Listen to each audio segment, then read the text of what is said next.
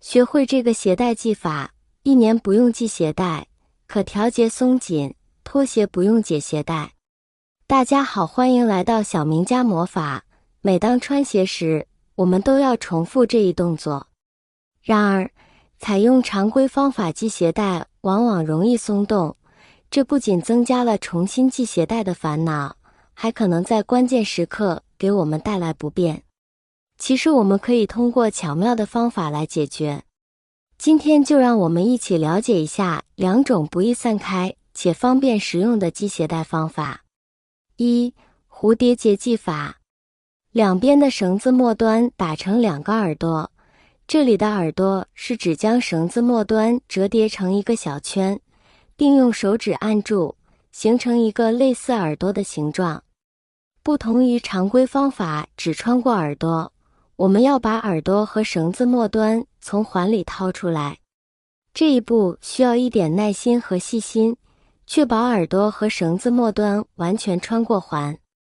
另一边从相反的方向，把环和绳子末端掏出来。也就是说，一边从下边掏，另一边从上边掏。这样做的目的是为了形成一个交叉的结构，增加鞋带的稳定性。掏好后系紧，最终形成的鞋带结相当于一个死结，不容易散开。此时可以调整蝴蝶结的形状，使其更加美观。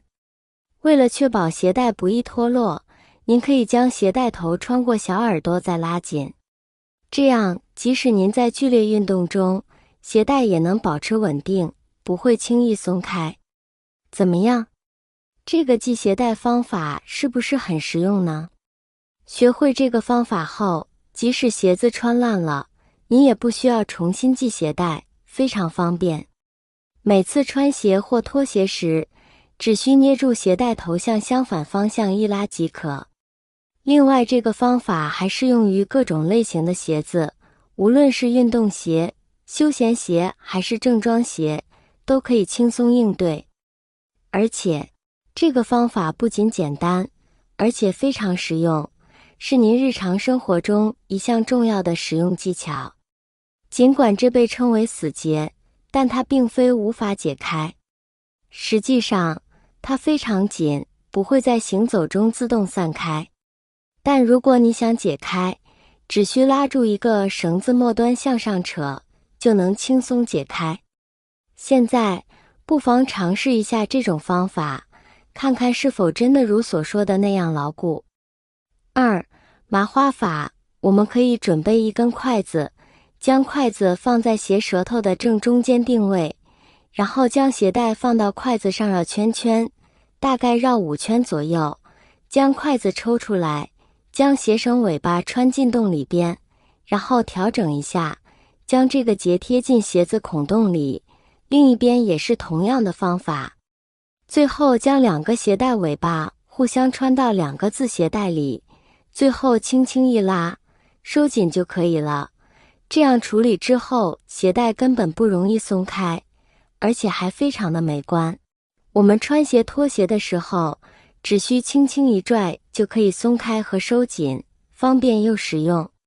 亲爱的朋友们，视频已经看到这里了。如果您喜欢我的视频，请您用发财的小手给我点个赞吧。您的每一个点赞都是对我最大的支持与鼓励，谢谢大家了。小时候，我总是觉得自己系鞋带的能力实在是太差了。每每穿上心仪已久的球鞋，刚迈出家门，鞋带就像自己有生命一样，纷纷扰扰地散开。曾经有一次，我正走在热闹的街头，突然一只鞋带无情地绊倒了我，让我尴尬至极。这让我对鞋带产生了强烈的敌意。进入职场后，我发现这个问题并没有因为年龄增长而自行解决。